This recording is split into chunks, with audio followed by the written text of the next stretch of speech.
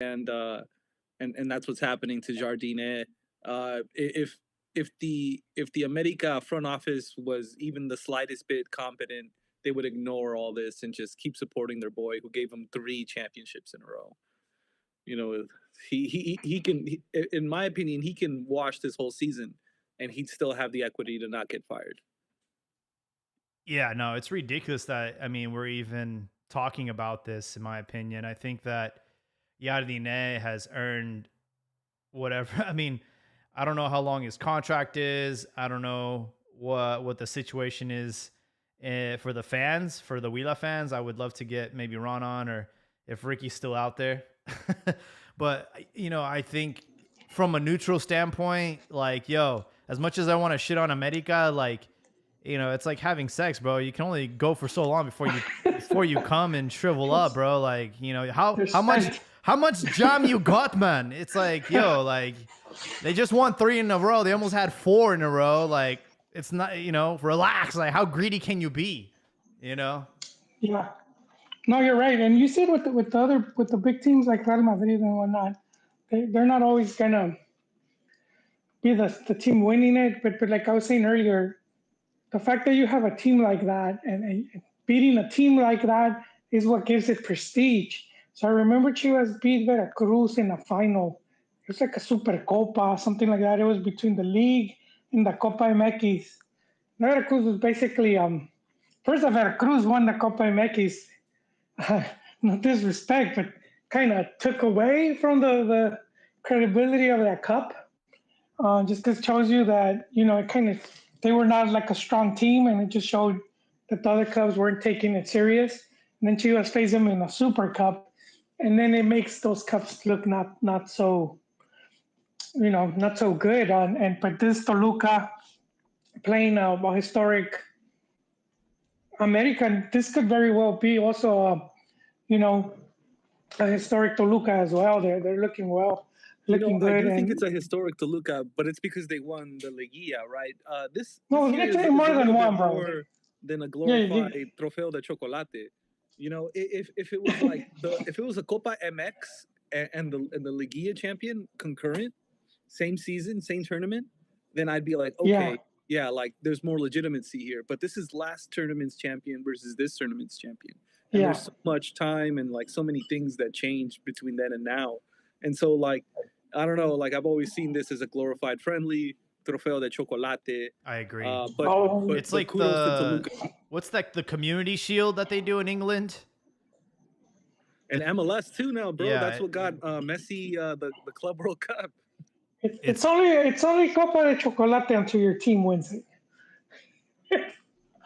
and no, everyone's I celebrating it. just think that, Look, like, playing FIFA career mode manager for so long, you always start the season with like the community shield or the UEFA Super Cup, and like you want to win every game, but it's also like a preseason title. It's not, if you win it, good for you. If you don't win it, it's like not the end of the fucking world, you know. yeah. No, I guess not the end of the world, but they still hold some weight. I They, don't they think they still hold hold any weight weight, there. bro. What what They what does do, winning man. that title, like, in terms of accomplishments, what does that mean? Like, do they get into the Champions League? Like, It what? just shows it just shows like kind of how dominant you were, and it's your coffers just look way better. You're looking at that cabinet, and it's stacked with trophies. You don't have to be like Brother Ron and digging up amateur titles to cover any missing spots. You have actual titles there, but so I think in that sense it's. I mean, even Real Madrid, they don't just have champions, and they'll put every copa they can in that cabinet, man. They'll put their own cup. The Teresa Herrera. If they have 10 of those, they'll stack out 10 of them right there. Um, and that's just kind of it's like a flex. It's a flex more than anything. But I think the teams taking it serious or having the good strong teams and doing good matches, it's what ultimately gives them more prestige. I don't know. It's a Molero to me, man. It's not even played in Mexico. Where did they play it? In Yeah, SoFi I or think they played Yeah, it. yeah, but you have to earn it though. You not just any team is playing it. It's the champion like teams. I'll say Granted, if it was they I'll were say picked by they'll give you random. to the extent like if you lost this, you wouldn't have had the perfect season. But this by no means adds like a Yeah, significant amount of weight to like a season. Like this is little more than a glorified friendly. they played in the fucking where Galaxy plays, bro. It's like, come on, man. It's like every year they play this thing, and you kind of forget. I forgot it. I forgot about it. I didn't know it was on TV. Like I thought the last game of La Jornada was the Pumas game. I was like, wait, this cannot be the only game we have on Sunday. And then I just forgot about it. And I think the biggest storyline last night was the locker room celebrations and the questionable flick of the chorizo. I know they call them the choriceros over there in Toluca, but goddamn, bro, they have no shame. Yeah, I've seen a lot of videos of Gallardo nut tapping people, like Henry Martin. So I don't know, man. I don't know what they got going over there, Toluca. I played competitively up until high school. I think the closest thing we got was slap ass, but I never saw the flea flicker. I'll be honest. Maybe you got to play longer. Maybe you got to play into your, D1 or something, but I never saw the flea flicker. Maybe it's a Mexico thing. Yeah, maybe. But what did you guys think about the jornada?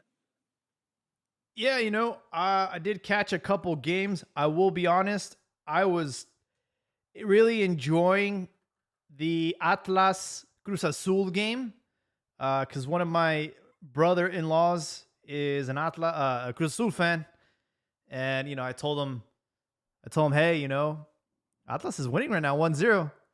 He's like, we'll be fine. We'll end up winning the game. And then I said, hey, it's 2-0 now. And he started to see him sweat, started to see him get nervous. And then I went back to the party and I didn't catch the second half. And I didn't realize that Cruz Azul clawed their way back into the game and drew 3-3. That might have been the match of la jornada.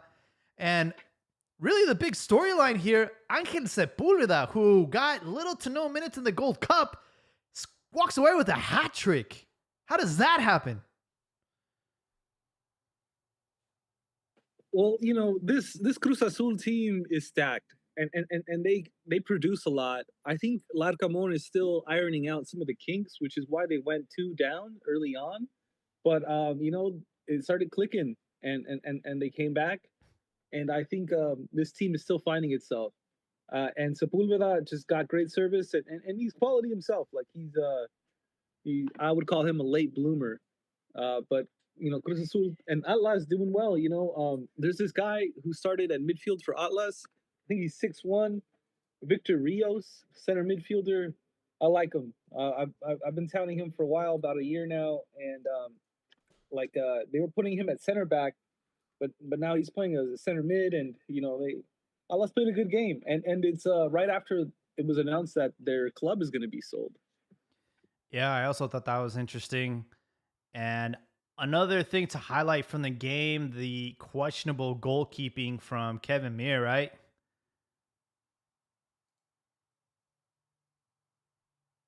Yeah, the Colombian man. He's good with his feet. He's a flashy guy, but I don't know what's up with him.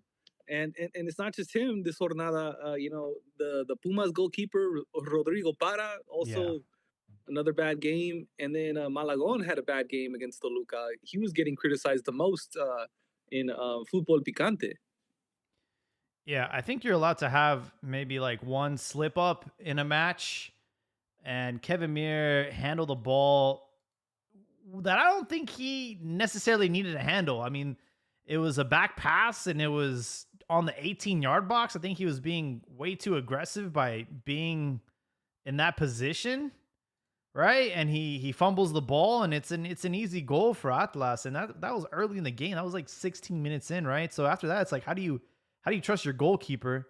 And then I believe on the third goal, I mean, it didn't look like much. It didn't look like there was much sauce on it. I will acknowledge that it's been it's been raining cats and dogs, as they say, over there in Jalisco and in a lot of parts of Mexico. So you can get that factor in with the wet conditions, but I mean, it didn't have that much mustard on it. It was a shot from distance, maybe 30 yards out, and it wobbled and it just went into the back of the net. And this is in the 60th minute, right? This is a critical part of the game where Cruz Azul tied it up 2-2 and Atlas get the lead 3-2. And, it's just with Liga MX being Liga MX, there's a thought that comes to the back of your head, which is there match fixing involved? Is he in on that? Like, how much of this is a mistake? How much of this is planned, right? Well, Chemos have a funky history with selling themselves out. Like even their owner Billy Alvarez was, I think, indicted for match fixing, and it was basically match fixing so others could win, if I'm not mistaken. So Cruz Azul's got an interesting history, but I wouldn't say that. It was in particular the Pumas game, which is where the other keepers fumbled. But I don't think the Pumas, the Parra, I don't think it was match fixing. It seems to me he's not, the keeper's not, he's not used to that speed. Like you have more time in the ball in the lower divisions. And you see his mistake where he tries controlling it. He should have just booted it anywhere but here. Yeah, the thing about that Para kid is that he's wicked tall, he's young, and Pumas, like the space is open. Like I'm not sure what Emilio no, yeah, it's Emilio Lara. No, not Emilio Lara, something Lara, Pablo Lara. There you go, Pablo Lara, goalkeeper, 19, 20 years old. I don't know what happened to him, but he was at Pumas last season on the bench, fighting for the spot against Padilla. Padilla's gone, and now they just announced Keylor Navas. And but it looks like Juarez saw this young kid. He's tall. Maybe he impressed during training, and he gave him a shot, an honest shot, 2 matches, and it didn't work out. So now they're going all in on Keylor Navas, who like was just announced by Merlo, and so I'm like, oh, it's a wrap. And so that issue should be solved by Pumas. Yeah. No, I think he's shown great things. Sometimes you need a good captain in defense. Those captains that kind of control the game from the inside. I'm not too familiar with this Pumas team, but I am. It would help him if he had. There was 6 jovenazos that played in this match, and so like No, but in defense, like right in front of him, like a stopper right in front of him to kind of like guide him. Yeah, like maybe they do need something like that, but this back line is pretty young, so like they got I don't know, a bunch of 23-year-old guys from the cantera, like 3 or 4 of them. And they're still a work in progress. I'm a little disappointed with their coach. Him coming from Colombia. I was hoping to see a little more competitiveness from this Pumas team. We'll see if Keylor can solve things for them. Because I think is that official? Him coming to Pumas? It is. I don't think it's like been announced. I think Merlot announced it, and then I think he landed or he's landing in Mexico City soon, but he didn't play for Argentina. Old boys. No. And he wasn't even called up to the 23-man roster. And the Argentinian press has also confirmed that he's leaving or left. Did you guys see that video where he's on the field? I think he gives a glove or something, and there's a fan talking shit. He's like, apologize, Taylor, apologize. I did see that. You're a new Wells. It's like, bro, you're talking to the wrong guy. He's like, this is new Wells. Like, this is like a bathroom stopper. It says Navas signed a 2-year deal last January with New Old Boys. but received an offer from Pumas, and that the Argentinian club is expected to receive $2 million as part of the deal. I mean, $2 He came million up. in Argentina is like you're It's basically like, a billionaire. So that is we can, awesome. Good for yeah. him. They could have a championship team now. They'll get back some players. He probably wasn't getting paid, bro. They were paying him Bro, in what copas. is We're talking about a 38-year-old though, so I mean, it's like it goes to show you that this guy, like, who's gonna pay 2 million for a 38-year-old? Like, no one. But it's Keylor Navas, and he looked really good during the Gold Cup. Like, I'm not seeing any of the bro? so I think he's gonna Holy do good at Pumas. So I just did the math. 2 million Mexican pesos is like 136 million Argentine pesos. That's a lot of money. Argentina está de luto. Yeah. I think it's a great signing for Liga MX. Yet another Real Madrid player joins the league, right? Sergio Canales, Sergio Ramos. I think it's gonna be the signing of the tournament. Chicharito. Who else from Real Madrid has graced Liga MX? Oh, James Hugo Rodriguez. Sanchez. No, I'm Hugo talking about, bro. I'm talking about now, man. Come Recent on. now.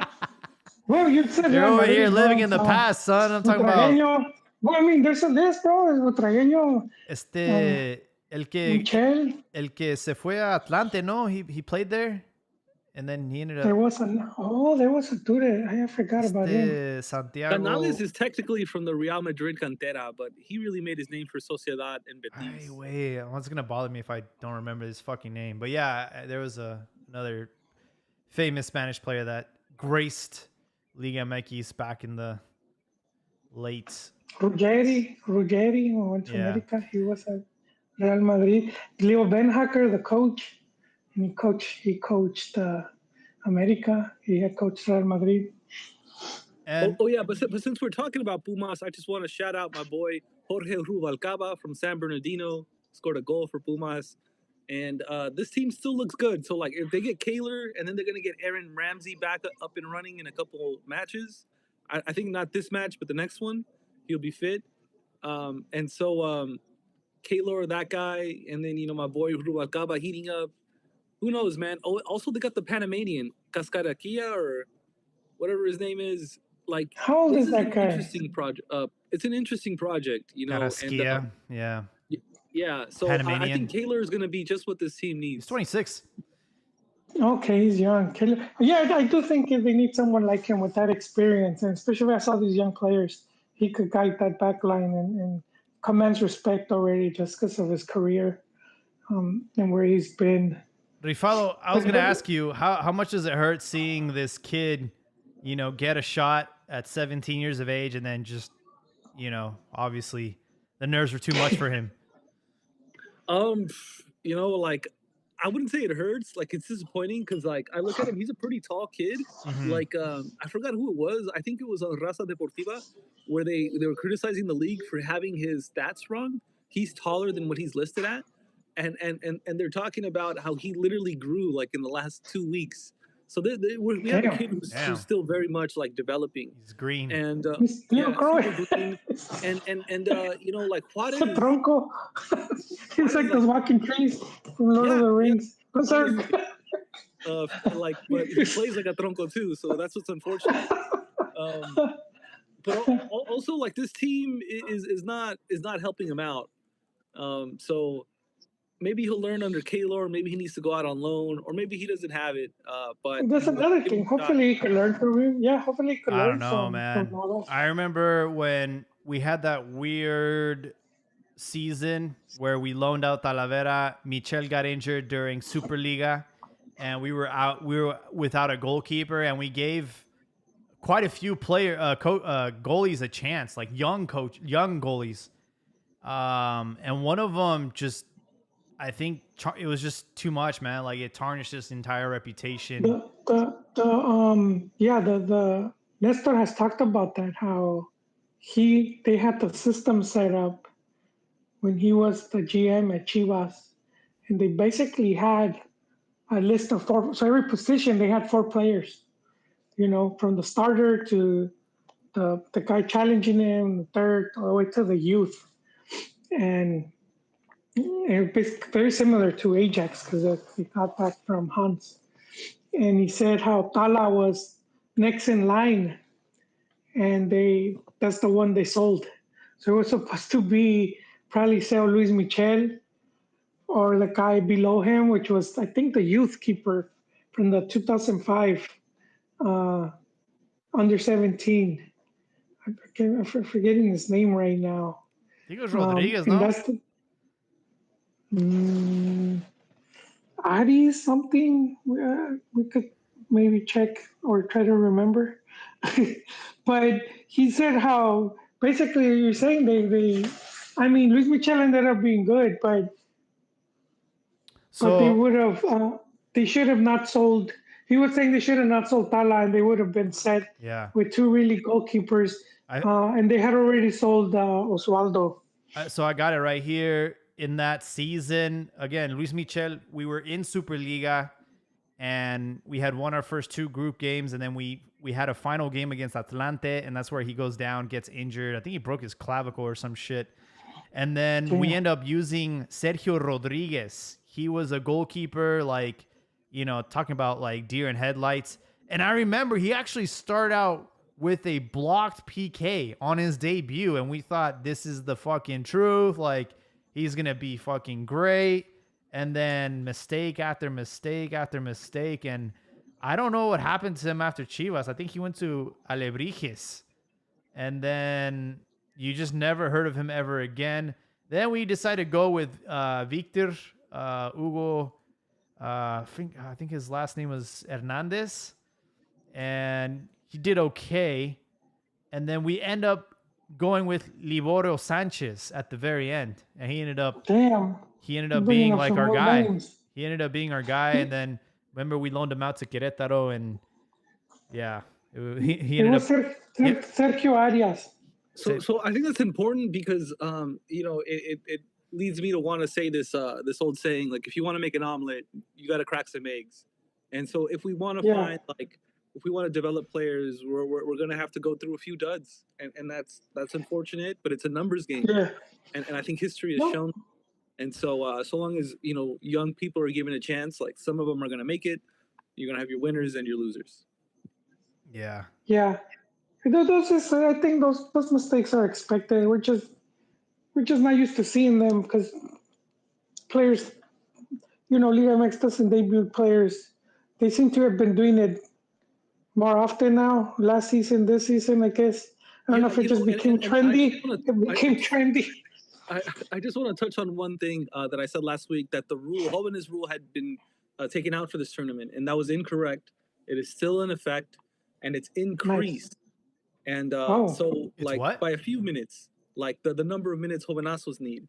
And so I had heard conflicting reports, but Really? Yahoo Sports dropped something, and it was confirmed to be extended to this tournament. And what's it called? Yahoo Sports is pretty up there on my tier list. So um, I do believe it. And the number this jornada for the second week is 15%. So that's much better than last jornada, which was 8%. And it helped that, basically we had midweek games and the Campeón de Campeones. So, like, I don't think some players for Toluca would have played in the middle of the week if not for that. Oh, okay. That's good to know that it's not, going away. Yeah, I was pleasantly surprised when I found that out. And so, yeah, I just wanted to go back on that false information I had spread. My bad. Fake news. Well, I do want to sort of unpack the Chivas game. I think a lot of fans and a lot of pundits saw what we did in preseason and started to wonder, is this going to be our season? Are we heading in the right direction? Was Milito the right coach for the job? Did we do great on the signings? And I think going into the second jornada, we had a lot of high hopes. I had a lot of high hopes. I know Ron was asking me what my prediction was for the season. I'm like, I'll tell you after the first game because everyone has a plan until they get punched in the face. And it was really unfortunate the way it went down in León, Guanajuato. I think the referee did a great great job. He did a terrible job, and unfortunately was the antagonist of the match. Now you can't blame it all on the referee, right? You have to create your chances regardless. And I think that's something that we continue to struggle in, which is converting our chances and having our guy, like our number 9. I think using Cade Cal as our striker was a mistake. And Leon had a bullshit PK. Let's call it what it is. It was very, very soft PK. And James Rodriguez won't miss. And that's the game. 1-0, losing to Leon. Yeah, and there was this one criminal kick to the face. It should have been a red card right there. Yeah, Castillo received a kick to the face that should have been a red card. Yeah, you don't lift the foot past the knee. This guy had it all the way to the jaws. And I also thought the foul on Camberos was also a pen. And I thought that showed a real inconsistency in the refereeing that night, because I thought the penalty given to Leon was softer or just as soft as the uncalled penalty on Hugo Camberos late on. But there were some bright spots for Chivas. For instance, we had 67% of the ball possession against a really good team in Leon. And so I thought that was interesting. I thought we looked so much better when Efrain Alvarez came on. He was unlucky not to get a goal. He hit the post with a beautiful long shot. That was a nice shot. Yeah, him, Piojo looked really good. I also liked Hormiga. So hopefully those guys are the starters. And who else played? I forgot. There was another sub. They debuted a 17-year-old. Who are you referring to? Santiago Sandoval. Yeah. 17. He's a midfielder. He talked about him like maybe 2 weeks back. Milito threw him in. He the preseason, he impressed him. He dragged them to the first team, and he's debuted him now. Seems to be trending now in Liga MX. Guess everyone's trying to find their Mora. But, I mean, look, he came in on the 80th minute, so take it with a grain of salt. Same thing with Hormiga. I think the move for him was just way too late in the game. I mean, 82nd minute. I think that, But wait, you're losing. You throw in this youth in the 80th minute. You can't take that with a grain of salt. It's like also, saying that we introduced Del Campo into the field, and he was more of a center defensive midfielder. And so when him and Efrain and Hormiga came on, we looked so much better. And I thought we were unlucky not to get a goal or a penalty. Hugo Camberos came on and also really changed it. And so, I think we're still finding our ideal 11 at Chivas. And I'm still very hopeful for the season. But it is disappointing to lose 1-0 away at León. I'm hopeful too, but you had plenty of preseason to work out the kinks. You shouldn't be going into your first game of the season still experimenting with the lineup and who should be your 9. But you should have wrinkled that out in preseason. Like I don't. It's hard, bro. I get it. I know it's hard, but look, dude, like it's such a short season. You have 17 matches. And, you still have to do a makeup game because you didn't play Jornada Una, right? So, I just think that we should have, the way we finished is the way we should have started is how I saw it, I think Camberos should have been a starter. I think Hormiga should be starting over Cade Cal, at least in the striker position. I know Cade Cal's fast. I know he's a strong guy. And, when he had his debut season with us, he was like our leading goal scorer. Like, I know he's capable of scoring goals, but he's out of position. He's not a striker. Yeah. I mean, I saw that about the first game. To me, it was decent showing. I think they could have pulled the draw, and like you said, I felt the ref ended up making he was being too much of a protagonist. And their next games, I think 3-4 games, they're against rivals that they should be able to get a good amount of points because then they're gonna hit. Chivas is gonna hit things like 4 games against all the candidates for the cup, and that's really gonna you know that's gonna really test Chivas right there because they're playing Cruz Azul, Tigres, America, and I forgot who else, Toluca, pretty much back to back, not exactly in that order. So that's quite the they're getting thrown in they're getting thrown in a battle royal right there. Um, so Also, we'll see. what's the word with Luis Romo? Because I don't think he there. He played today. Did he play that game? Yes, he played as the libero. Oh, okay. So and it was interesting to see Del Campo or Del Campillo, whatever the hell his name is, above him because I thought it was gonna be the other way around. But I think Milito likes him on the ball or the way he distributes the ball, and we look good. Like it was a bullshit penalty. That's why Yeah. we lost.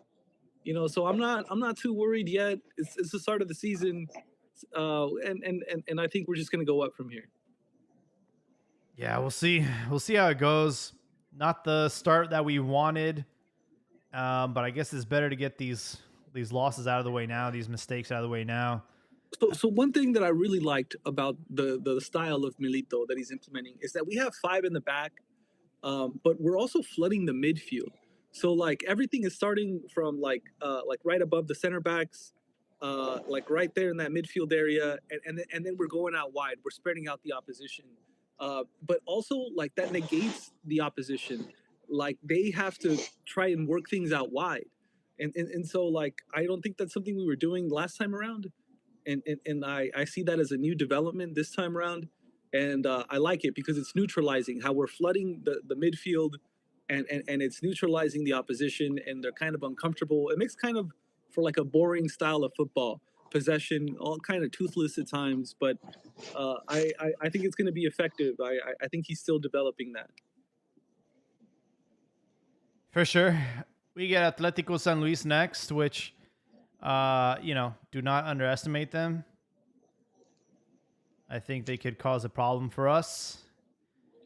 And we'll see if the stadium is ready, right? I mean, that was the big thing. That So they're putting grass. They're putting the fancy grass or something. I guess it wasn't up to FIFA standards, so they're, doing the whole grass thing, which is not cheap. And, we'll see how it goes for Jornada 3. Then they do a midweek Belinda concert. Yeah. Fuck it all up again. It all goes to shit. The America won, right? They won on Wednesday, 3-1 against Tijuana. And then I think Toluca beats Santos Laguna, right? 4-2. That one was trippy, man, because the commentators were like, it's looking like a new Santos. They're winning 2-0. Like, they're turning things around. Yeah. And then you see the meltdown and you see Junior on the stands. He's just kind of feel messed up, man. He's just kind of losing his shit. They did lose to the champs, Toluca, right? And so they won their first game, and now they had like a really good Toluca. Well, not even that good. There was a lot of subs for Toluca. There was like 4 kids playing for Toluca, which is like a rarity under Turco. Last year, he almost played none of the kids. But what's it called? Santos does look better, and it's sad to say, but like one thing that's made them look way better is that they have like almost no morros now. There's no jóvenes. There's only 2 under 23 players that played today, and that was Emi Echeverria and Jordan Carrillo, who's only going to be 23 years old for like a few more months. So like whatever they were doing the last year, they're like fuck that, and they're investing like more veteran. They're in a lot of shit. Because of their executive, right, was the hijo de papi. And he's like, well, he's young, so we got to field a young team. Yeah, well, they usually have quite the balanced team. So you want to have, some veterans to be able to build the team around those veterans, just the perfect mix of veterans and young players. and they sort of dropped the ball because Santos is known for many years the quality of players they would bring. They would have at least one or two players that were very top notch, and they would be dominant in the league. And I can't remember the last time they had a player. Was it Furch? I can't remember the last time they had a player that just dominated. Was it they went to America? No, he was in Atlas. Jorge Who was it? Sanchez? I can't even remember, bro. I think maybe Riff Raff will know more. He'll watch those games. But, before they would have a Pony Reese, players of Achita that caliber. Borghetti. Yeah. Yeah, dude, Wilson. that gets my nipples hard. Yeah, bro. And they just, I just haven't seen shit, ever since they went the Atlas route. It's like they forgot about Laguna. And then the thing with youth is, you're not always going to have a good crop. That's just how it is. You're gonna have dry spells, and you see that even in the big, like the Ajax and the big canteras like Boca, and that they have to go and buy players because there's just the well's not producing at the moment. It could be cyclical. There's times when you're churning out one good player after the other, and then you'll go through a spell of nothing really promising is coming out. And I think Santos hit both of those. Their, their youth thing dried up, and then they weren't bringing in any promising South Americans. Not promising, but strong players with competitive. Yeah. I mean, we had Tom Harrison come Oh and talk yes, yes. about Santos and shit show they are in. So nothing new. And it'll be interesting to see if Orlegi ends up selling Atlas and Well, what they put it for sale, no? what that They will already look. did. Well, I mean, these things take time. I mean, Querétaro finally They was need to buy sold it. after. I mean, when did that incident happen? And with the No, Atlas Querétaro, Querétaro, I think no, but they had because they like were part of their punishment was like they weren't allowed to have yeah. fans and they had to sell the franchise, and that took a long time, right? So I'm not expecting anyone to line up to buy Atlas like this season. It's probably going to take a while. And Wait, but they're just buying Orlegi's half of Atlas, right? Because I think the Azteca owns the other half. I don't know, man. All I know is the team's for sale, and it'll be interesting to see what that does for Santos, right? Or if Orlegi is just going to use that to double down on their investment in Spain. No, yeah, I think he's all in over there, man. I think he's done with Liga MX after how they booted him from FMF. This was gonna be his World Cup. He had been given the keys of La Selección, and he got I can say it, unceremoniously booted. His coach attacked from day one. Um, Everything he did just got broken up, and he had to leave the tail between his legs. So I think he must be like, "Fuck you guys, man. I'm done with this shit. I'm taking my ball and going home." Um, and let's see how it goes for him in Spain. Yeah. Moving on to the Friday game, Necaxa beats Querétaro, and obviously have to point out the fact that they are being filmed for Welcome to Necaxa, right? The spin-off show of Welcome to Wrexham. Although I think Eva Longoria will probably be our host and protagonist of the show, but they did show like Rob and Ryan. So it's going to be an interesting show that kicks off next month. But it's nice to know that the spotlight and the cameras will be on Liga MX. And they got off to a great start, 3-1 victory to Querétaro. Oh, that was good production value because I saw their teaser trailer, or whatever it's called, and and like man, they it looks really good, man. Yeah, if you haven't seen Welcome to Wrexham, you're in for a great show, great production. You know, that's the one thing about Rob and Ryan. You know, they've been in entertainment business their whole lives, and they really know how to captivate an audience, keep it light, keep it funny, but then also like tell a story. And you know, I've seen every single like soccer, documentary out there, like the ones where they do the behind the scenes of the team. I've seen like the Man City one, I've seen the Newcastle one, I've seen the Southampton one, not the Southampton one, the Sunderland one. I've seen them all. Like I've literally seen them Man, all. I still haven't seen the Chivas one. I've seen the Chivas one. I've seen the America one. It's like a lot of them just like record footage and they're like, well, we'll figure out the storyline after, right? But with Welcome to Wrexham, the reason why it was so great and so entertaining was they knew how to tell the story. They knew how to like, tie in the history of the club, the city, and then also like the entertainment, and also keep it like light and funny. So I'm very very excited to see what they do over in Aguascalientes and the Hidro Rayos de Necaxa. Yeah, I'm also looking forward to it. I hope that it's like very successful, and so that like it paves the way for other teams to do it, and just like any coverage is good coverage, and I think we need more of this, and it just goes to show you that American or like people like that are popular in the United States are investing in Liga MX, which I think is a good thing. Two, we have One two investors now. Necaxa and Querétaro, and Wilas to be the third. one thing I can tell you is do not underestimate the power of Deadpool. Like Ryan has such a massive following, and I didn't realize how impactful it was until I saw it with my own eyes when I went to go cover in San Diego. It was Wrexham versus Man United, and me, being me, I'm like, oh, it's about to be all United fans, and I get there and it's the absolute opposite.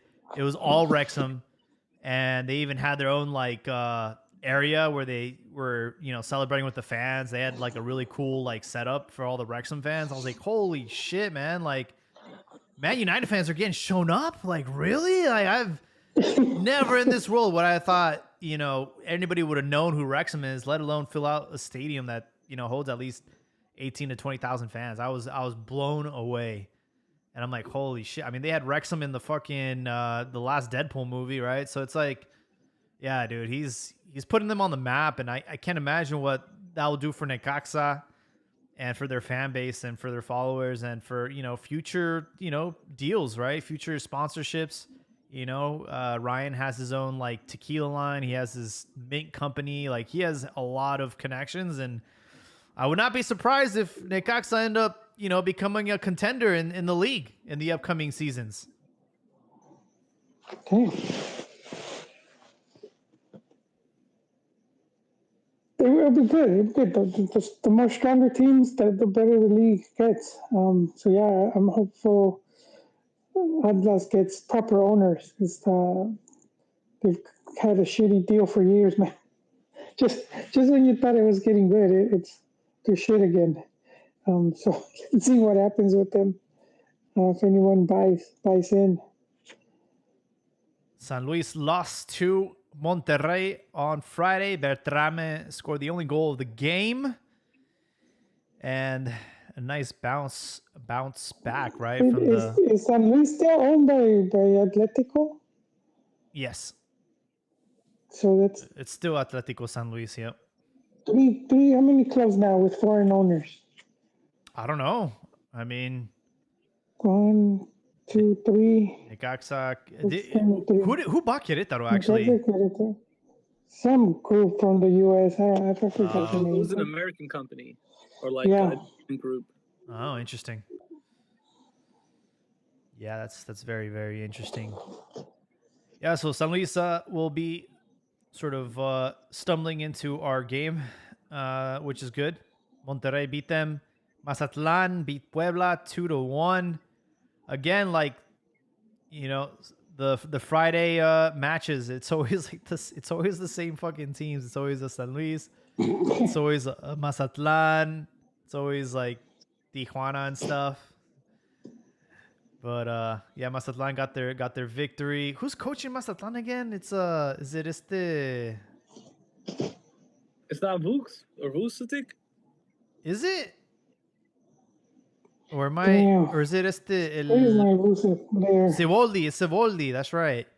Oh, Siboldi. Yeah. He's gonna be those coaches that are seen as sucky coaches, but he had good success, and then he's ended up in teams like Veracruz and now Mazatlan, and it sort of tarnishes his good name. Tigres beats Juarez 1-0 on Saturday. Oziel Herrera scored. And they are off winning. We already talked about the León Guadalajara game. Atlas Cruz Azul, again, very entertaining 3-3. And we were speaking about Tigres though, but like Tigres just got a bombazo. They got Angel Correa, no? They did. And they gave him the number 7, which was the retired number. So a big investment by Tigres. Retired number from was it Thomas Boy? I don't know. No, I think it was somebody else, but I don't think this doesn't really have many without due respect. Bro, Tigres they're so fucking stacked, bro. I think like anytime they don't win the league, it's like a slap to the face because of all the players that they have. Like their bench is most teams' starters, right? They have especially the wings, right? It's ridiculous. Yeah, and Oziel is a guy who I think can break into the team if he heats up at the right time. He continues it. He scored some important goals for Tigres. But one thing that I noticed about this match, Tigres played no jovenazos, no sub-23 players. And even though we think they have some, like Marcelo Flores, who didn't play, players like Lainez, Oziel Herrera are no longer jóvenes. They're all 24 and higher. So, like, I feel like they wasted a couple years there because they've been anonymous at Tigres. It's unfortunate. Oziel Herrera, Antuna, Córdoba, right? Lainez, Marcelo Flores, Angel Correa, Ibanez, Gignac. Bro, it's like, are you fucking kidding me, dog? Number 7 belonged to Barbadillo, Peruvian Jerónimo Barbadillo. He was retired 40 years ago. God damn. So, and he's going to go to the stadium and hand it to him, to Correa. He's going to go and then retire. I'm against this retiring jerseys. Sort of like, I get in other sports, the number is just to identify you. So you're wearing like 89 or whatever. But soccer, they're very tied to positions for most of the, at least with FIFA tournaments, they are. Yeah. They still are. And so like FIFA won't let you go past their 23, 24. And even like that, they won't let you, like, because I don't know if you guys remember, Argentina tried to retire the number 10 from the selección. Would have been kind of stupid. They wanted to. No, they wanted to. FIFA was like, nope. Wow. You can't. On our official tourneys, you need a number 10 unless you want to leave that spot vacant. But yeah, then you ended up with Messi, and so. But to me, it's like I agree. I think like some other 1 through 11 should never be retired. No, but I kind of like what Man U does. You see the 7 in Man U, how iconic it is, and the players that inherit it have like a, responsibility to. I think you should leave it vacant if there's no one worthy enough to wear the, the number 10 or the 7. But there's some pretty cool cases in Italy, like Maldini, right? I think his number 4, or is it the number 2? One of those two numbers, or is it the 6? I think it's one of those 4 or 3. Or was it the 3? Whatever number Maldini number is, it's retired, right? Except if a Maldini comes in, and so Maldini and his dad played for Milan. His sons didn't really work out, but or actually he's got one son who's a Yeah, professional. he's number three. three. Number three. But you know, like I like that caveat. Like if his son plays, and then they had another family, No. the Baresi father and son duo, um, and then Maradona's 10 at Napoli also retired. And I think because of like what he did there was so historic, like that's valid. You know, they straight up have like vigils, like San Maradona, you know, like in Napoli. So like it's iconic, and no one can replace that. And so I'm all for it, and I'm all for Tigres bringing it out of retirement, like and like paying homage to the old guy. He's gonna be there. He's gonna hand it. Like that sounds fucking dope. So I'm all for it. Do your thing. Hey, don't forget about the legendary, historic number 12 jersey at Chivas. Is it that the fans? Retired for the fans. Wait, is that actually? Yeah, it's Wait, is that true? Yeah, it's true. Man, that's so stupid, man. I don't care Holy about that shit, dude. conversation. Milan has like no numbers. They retired number 3 for Maldini, and they also retired number 6 for Baresi. And Inter retired number 4 for Javier Zanetti. Damn, bro. Leyendas, bro. And so like the Baresi Maldini thing, it's until another family or like someone from that family comes in. Wow. And so I don't think they're gonna wait too long. Ooh. Hopefully not. Johan Cruyff's 14 is retired at Ajax. Cool. Another legend right there. Yeah. But Real Madrid would have no numbers, bro. But that's in triple digits. Real Madrid's got a different mantra, bro. I think it's an incentive, right, to like earn that number if you're at Madrid. Yes, I agree. And Madrid's always gonna, maybe not, I wouldn't say produce, but buy players, right? I mean, they do produce some, but they're always gonna have a new crop of fucking global superstars, right? So, you know, that number is not gonna be vacant for long. Whereas you look at a club like Manchester United, holy shit, to wear a 10 or a 7 right now, it's lost all its weight. Same thing with Chivas, right? I think they gave the 10 to Efrain Alvarez. Chivas hasn't had a... And he looks good, bro. He looks good. He looks good, but you don't fucking give him the 10. No, you make him earn that shit. You just leave it vacant then? I would leave, dude, we haven't had a proper 10 since like Bofo, and Bofo wasn't even wearing 10. He never got to wear it. Medina had it.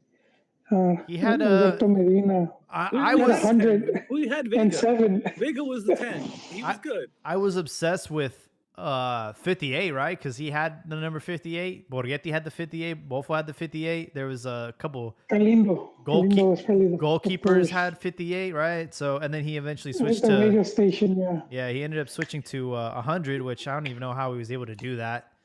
But yeah, I mean, Bofo was, I think, in my opinion, our last like 10 that played the part and also like was a 10. Vega, you know, he was okay, but he wasn't like our 10, right? Well, he wasn't the player that he is at Toluca. Yeah, exactly. He just, for whatever reason, Chivas just had bad luck with the 10.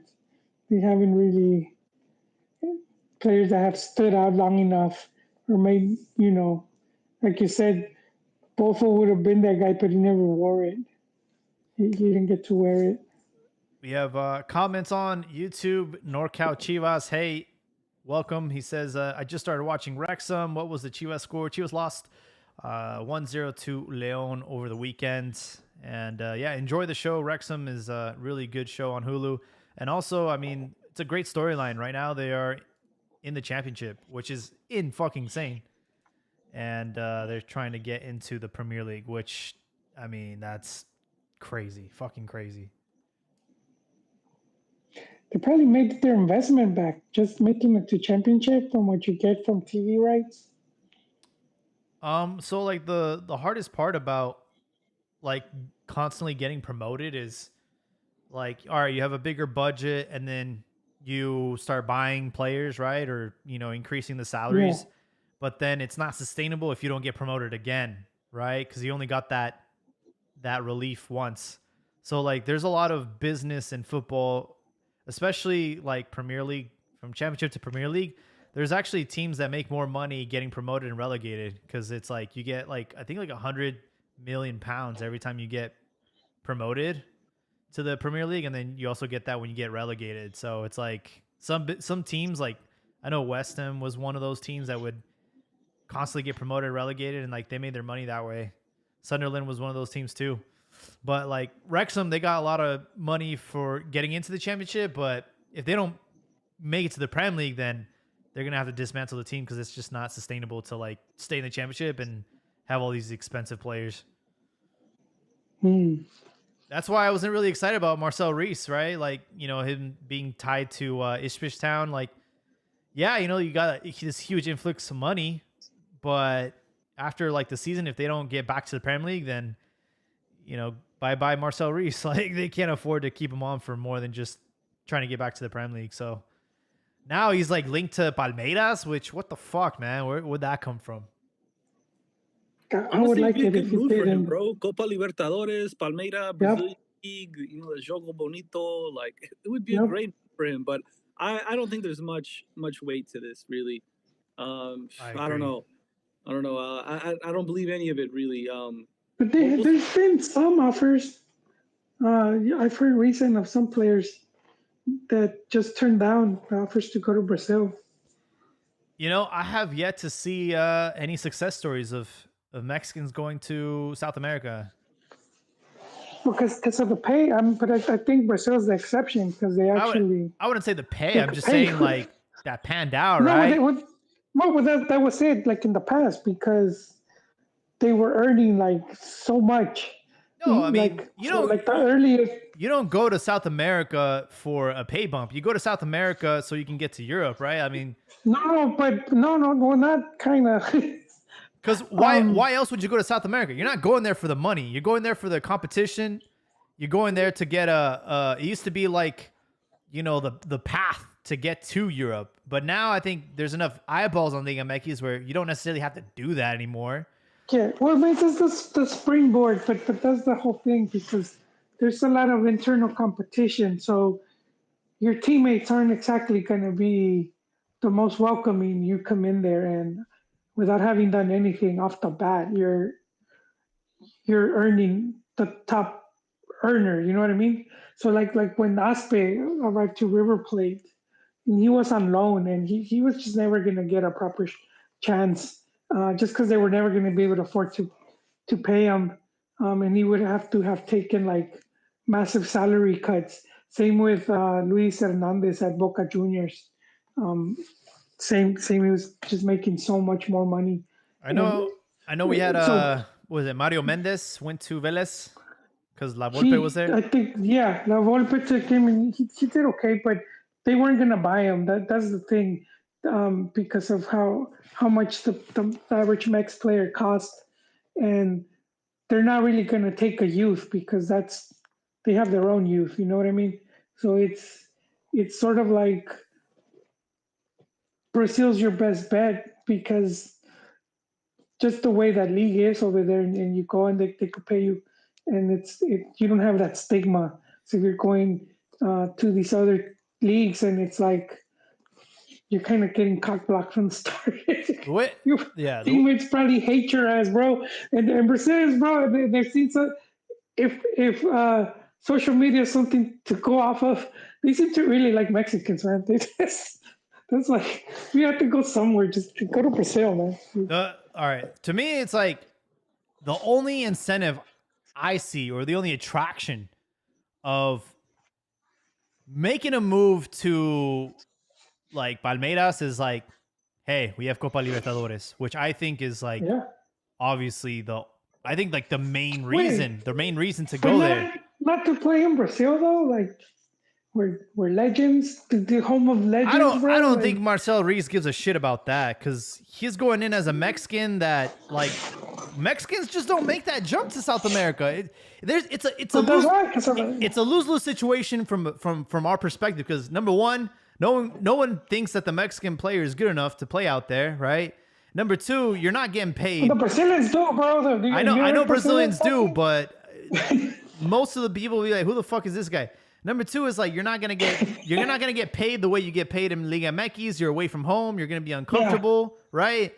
And number three, Well, you see that if it doesn't work out, like you might have missed your opportunity to go to Europe because it's like, oh well, he couldn't hack it in the Brazilian league, so now you go going back to Liga MX, and you're back to square one. Where I think if he continues to ball out at Toluca and goes to the World Cup, I think if he plays his cards right, he will get a direct offer to go to Europe and avoid the springboard of having to go to Brazil. However, I will say I would love to see somebody be a pioneer and try it out and go to either the Argentinian league, the Brazilian league, and play in Libertadores. I would love to see Mexicans do that, but they're not going to. Yeah. But like me, just more on a personal, I would not see Brazil as a springboard. That's just does your chances of going to Europe improve? Yes, drastically, but that's because they take their league serious and like I said, they don't match the wages. I think they pay even more than Liga MX.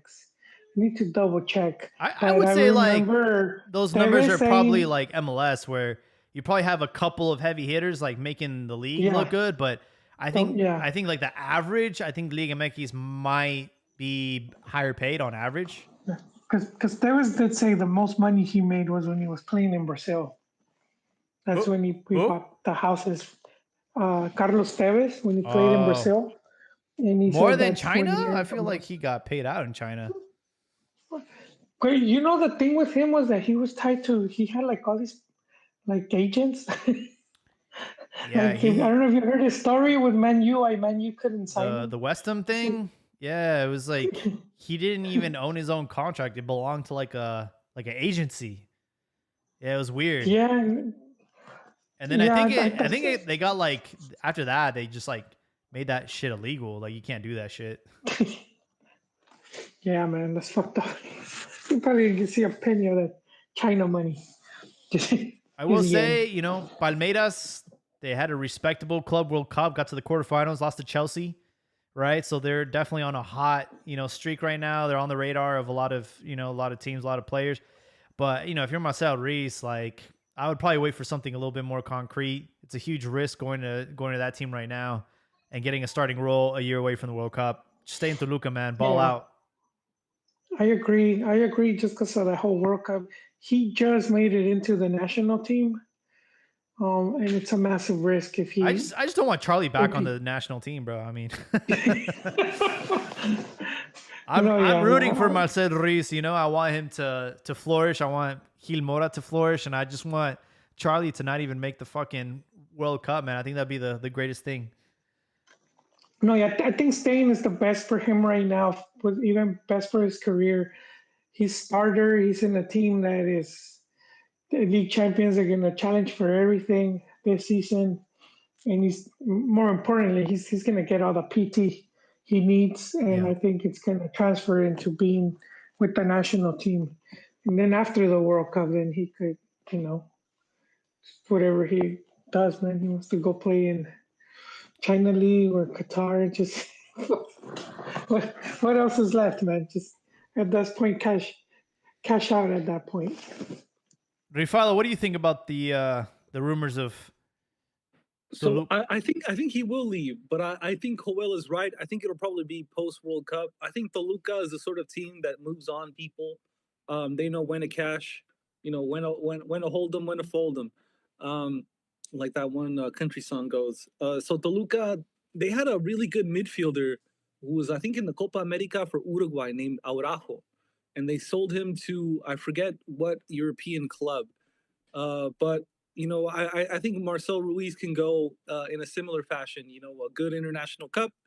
And then off we go. And Toluca will rinse and repeat in developing or acquiring some half-finished project and, making a better player out of that person. Or they could go to their own cantera. They have this kid, Victor Arteaga, center midfielder, started the last Liga MX game for Toluca. I forget how old he is. I think he's 21. He was borrado for a long time, all last tournament. But like, looks like Turco is not being very Turco. One of the criticisms about his second seasons is that his teams fail physically. Like they party too hard. Sophomore slump. Have yeah, exactly. And we haven't seen that from this Toluca in the physical aspect. They're running people. They're chasing balls. They're running for through balls and all that good stuff. So and then another thing that's not very Turco like is that he's playing jovenazos, and one of them is Victor Artiaga. I'm trying to find his thing. What's his? I wrote his fucking info. Where I got it. Okay, yes. Okay, so let's see. Victor Arteaga, 21-year-old center midfielder. He started that game, and then they got some other guy whose last name is Del Villar. Played center back. I like the guy. I think he's like 21, 5'11", kind of short for a center back, but they're cooking some jovenazos, and that's something that Turco's often been criticized for, but he's doing it now, and I can definitely see Arteaga step up for Marcel Ruiz if he's shipped off. Yeah, I was surprised that they sold Violante. I wasn't at all, man, because he played so much for Paiva. Paiva leaves, he's relegated to the bench, Borrado with Victor Arteaga playing the sub 23s for a few games, and then Turco starts playing him as a left back. And then Violante obviously wants to leave, and Turco's like, fine, go. And they sell him to America. He's got one assist for America thus far in 2 games, not bad. It's a rebuild at the Wilas, but I like the guy, and I think if he gets hot at the right moment, we can definitely see him called up to the selección. And I think Turco got it wrong with that guy, but let's hope he makes amends with it with these other 2 guys that I just mentioned. I'm just waiting for the inevitable transfer Gambino to like America. I think that eventually will happen unless Necaxa is gonna, try to do their miracle work. But I think Gambino is gonna be a hard player to keep if you're Necaxa. They already sold Alex Gutierrez to Cruz Azul.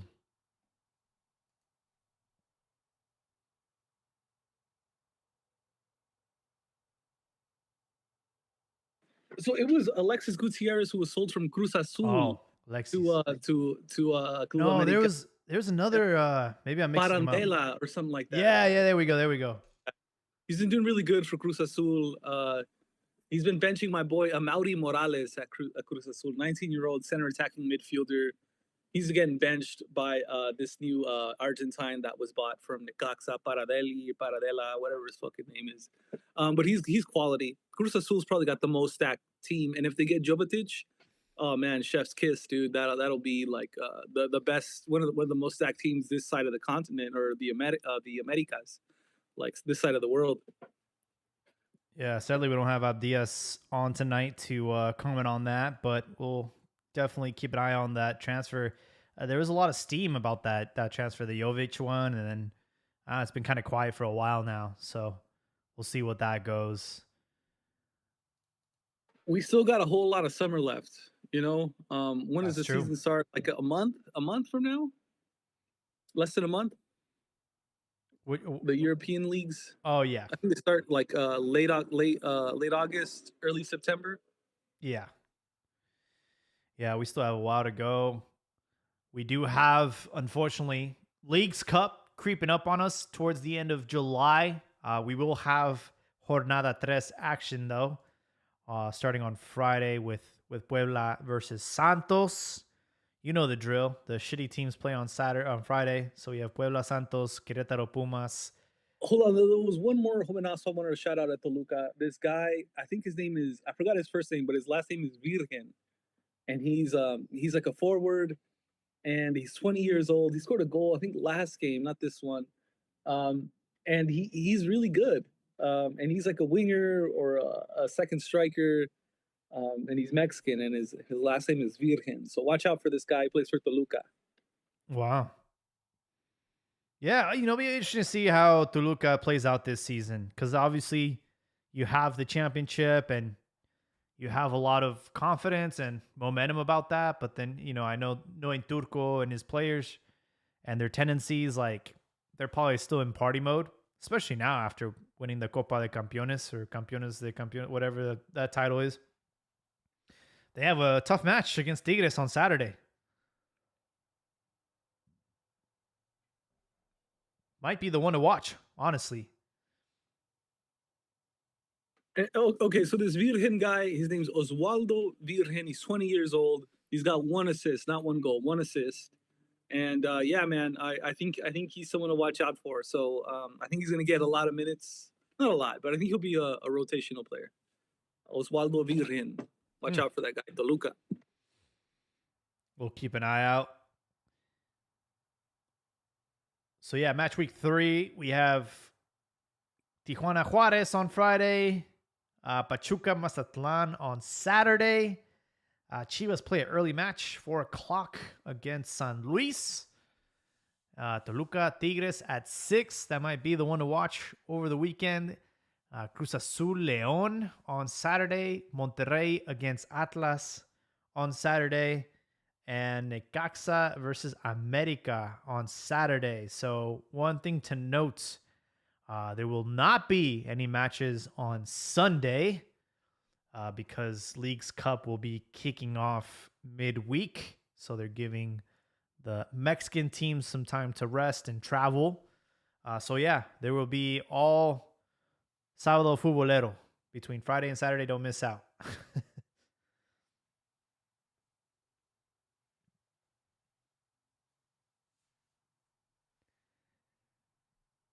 And I'll be honest, Leagues Cup, I mean, it does nothing for me. Absolutely nothing. Speaking about Sábado Futbolero, I know Televisa is evil and we're supposed to hate them, and I do, but that song is so catchy, and I hate how catchy it is. It gets stuck in my head literally all day. It's like Vive la vida entera, Sábado Futbolera, and it will like literally be in my head all fucking day, dude. And so I have to watch all the Sábado games, you know. So it's like some like subconscious trick these guys are playing on me. That's hella funny. I actually I had that jingle stuck in my head, the one during the Club World Cup. Oh, dude. That little jingle is fucking fire. Even my spouse is like, "Yo, play that shit." Yeah, yeah. I will say that was some fuego.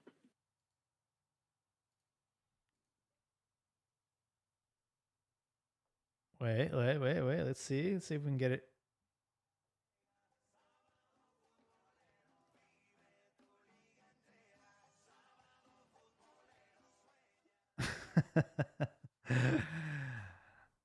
Good stuff. The Mexican pop, that pop scene in Mexico goes hard, man. So yeah, shout out to them.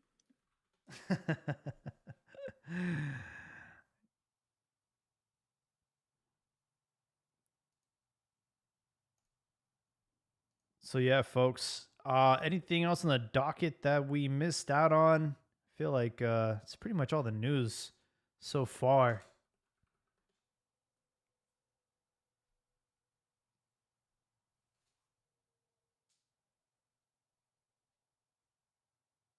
I guess we could talk about Pachuca. They're just heating up, bro. They're just the team. They beat Pumas. They won their first match as well by a few goals. I think they scored 6 goals in They two beat, matches. they beat Monterrey. Yeah, yeah. So I think they scored 3 against Monterrey too. Yeah. So they're flying high. A Lamborghini, camina, and it runs well. Well, let's not forget they had a very disappointing Club World Cup. Didn't even get out of the group stage, right? I mean, don't get me wrong, they had a tough group. And they got rid of Rondon, no? So Rondon's gone. Is he really? Yeah, they sold him to Oviedo. Oh, that's right. That's right. Well, I mean, they didn't really sell him. They're just like, hey, you're playing for our sister team now. Yeah, and I forgot who we got in his place. I think we got Cadiz, or I forgot someone. Like basically the 3 teams switched strikers, which is crazy. Yonder Cadiz, Yeah, he's good. He's good. I think he's Colombian. Um, Venezuelan. oh, Venezuelan. Okay, okay. Yeah, I saw him in the Copa America. He's a fast guy. He's good. But in Pachuca, their jovenazo numbers are dropping. During this game, they only had three jóvenes: Elias Montiel, Alexi Dominguez, the little right winger at who's 20 years old, and then they got some guy named Bautista at 23 years old. This Bautista guy's been there for a minute, but he's never really been a starter. Yeah. Now he's getting a goal. I mean, he got one goal during this last game, and he's starting under Jimmy. Looks like that's his guy behind the striker, and he's doing good. The 23-year-old Mexican. I never really paid much attention to him up until now, but it looks like Jimmy's getting the best out of him. So Hmm. I guess second week in a row where I'm saying Pachuca and Jimmy, deserve all the flowers, all the praise. I did not know Quiñones went to Pachuca. That's crazy. Oh yeah, the ex Tigres legend. That dude's super old, man. But Hmm. yeah, he's the left winger for Tigres right now. Now that Idrisi is on his way out or injured, I don't know. He I was he wasn't called up. gonna I was gonna bring him up. Like, is he also leaving now that the World Cup's over? Probably. Yeah, he's still listed as a Pachuca player, but yeah, he hasn't played. In I don't think both of these matches. I'm trying to look at his last one. I also think it's interesting that Pocho Guzman, right, complaining about lack of playing time, is not a starter for Pachuca. He came in at the 80th minute. So, but I'm sure that was part of the negotiation for us getting Brian Gonzalez. So, Yeah, yeah, and the Pocho's that's who you were talking about, right? yeah. You cut out for a second. Yeah, he's getting game time, man, and what a fucking waste this guy, dude. Just wasted 2 years at Chivas. I don't know, like he was never a starter. He wasn't getting called up, I think and it wasn't like a physical thing. his first season was great, right? I mean, was it the first season where we went to the final? I mean, he ended up scoring in that game, so Yeah, bar that. I think after that it was a nosedive. yeah. Yeah. And then, he was also like caught with coke. And then another instance, I think he was like steroid test that he failed. So he basically, I don't know, man. He's washed, and I'm not expecting much from him, but maybe he'll surprise us at Pachuca. Jimmy, Well, Jimmy doing something right. he was always used as bargaining chips when we negotiated for Gallito and el portero, ¿cómo se llama el portero de León? Ended up Cota. When we negotiated for him, part of the deal was they got to get Pocho. So he's kind of always been used as trading chips for both clubs, honestly. And yeah, I mean he's back at Pachuca, but I don't expect much from him. He didn't really pan out the way everybody thought he would. But I'll definitely keep an eye out for Pachuca. I think I don't know if Jimmy was the right decision, but maybe he's proving everybody wrong, at least to start the season. He probably He needed that because he hadn't had any success at the club level. He got the bronze with Mex. I think he got a gold cup, or he got a Gold Cup. he got a gold cup with Mex. He got the bronze for the Olympics, and he failed at Necaxa. Where else was he? Querétaro, or was it Puebla? Failed there, and now and then hopefully it works out for him at Pachuca because we need more Mexican coaches, man. And We do. he's one of the that's given the chance. So I know people love to shit on him, and I know his TikTok dances look stupid as fuck, but he might be a good coach. We'll see. I think the verdict's still out for him. And he's had plenty of opportunities, squandered them. So maybe at Pachuca he can. And it's hard to it's hard to step up after what Almada did there, right? So he's got some big shoes to fill. One thing, I think this is going to be Elias Montiel's season. I know everyone's hyped for Mora. But Elias, only 19 years old, he's already got 1 goal in 2 matches. Day in, day out starter. Scored against Real Madrid in the Club World Cup. Was like the third best player or like the young player of the Intercontinental Cup, runner up to Vinny and Mbappe. So like so much is like really like indicating that Montiel is going to be the next breakout star, and I really do think we should keep an eye on him this season. I think this is going to be his season. Yeah, good call out. He's been cooking for a while. I think there's a couple of players that are balling out in Liga MX that I think their fate is inevitable, that they will be going to Europe. Maybe not this season, but after the World Cup for sure.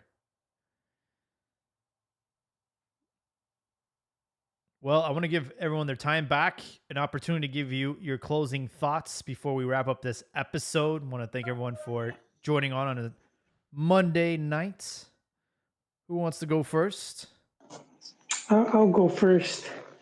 Thinking about Chi Hermanos, I have pretty good hopes for this season. I think next games are going to be pretty interesting, just because of that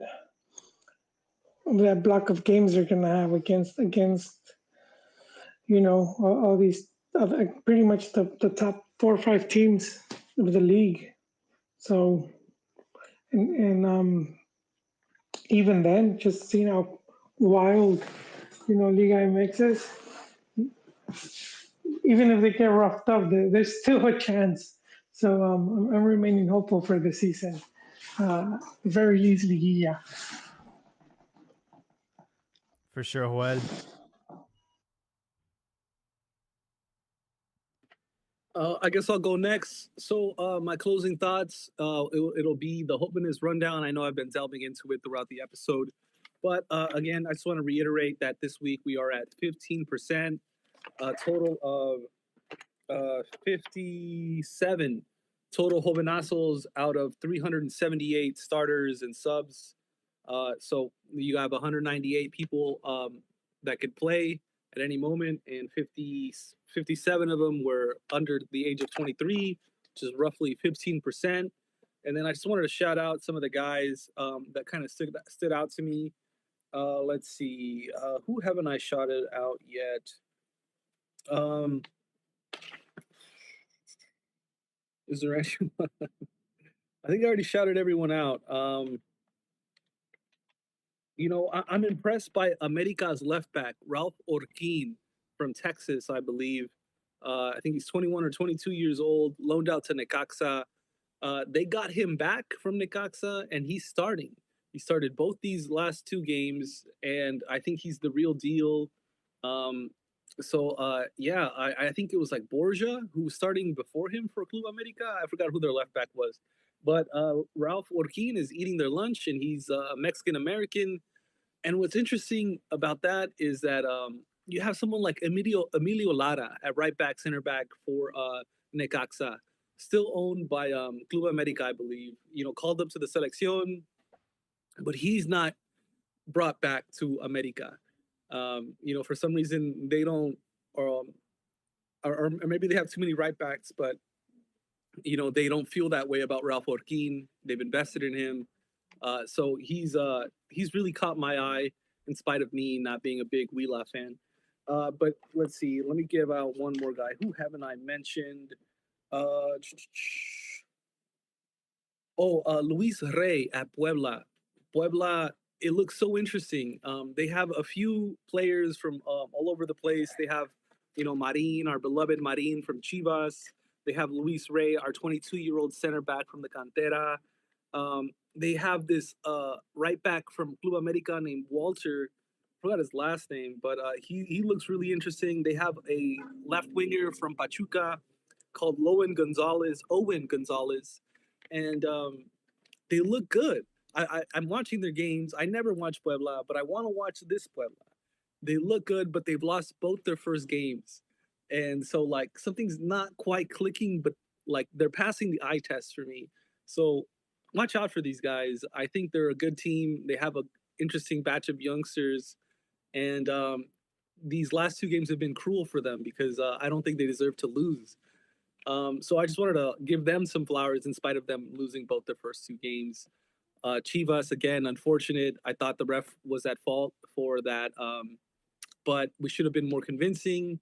Uh, but the refuerzos didn't start. Like, I don't think any of the refuerzos started. So getting them incorporated and them starting games is going to be really interesting to see. I think we look better when Campillo, Efrain Alvarez, Hugo Camberos, and Hormiga came on. And so I hope, of these four, at least like three of them start in the next match. And I'm really looking forward to seeing what Milito does. Anyways, end rant, and everyone have a good evening. Thank you. Thank you, Rifalo.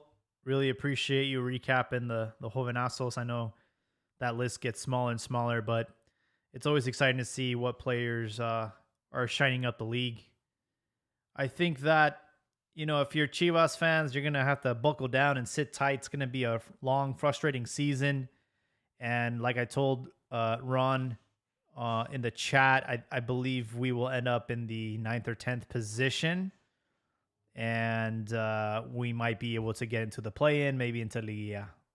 But I think it's going to take at least a season for us to figure shit out and to, see what our starting 11 looks like. I think we have a huge need for a number 9, and I'm sick and tired of us experimenting with Cowell.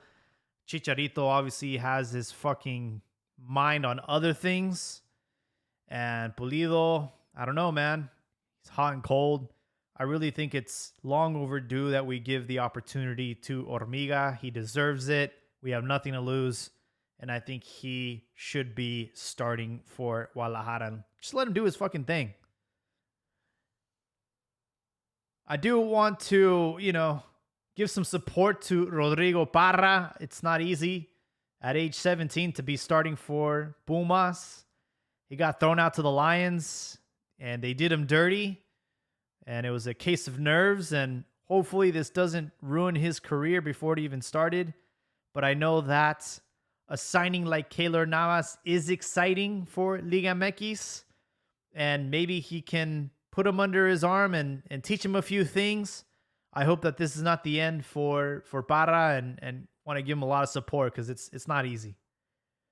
And I do think that Keylor Navas is great for Liga MX.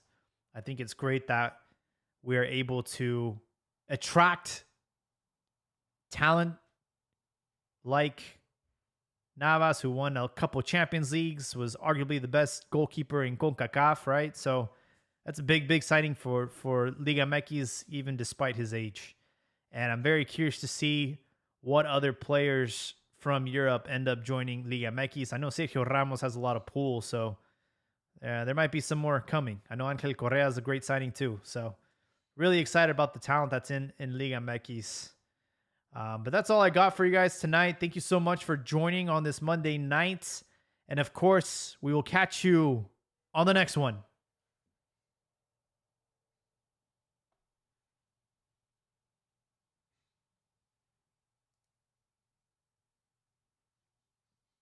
Thank you, NorCal Chivas, for supporting us over on YouTube. We invite you to check us out on Twitter Spaces. We go live every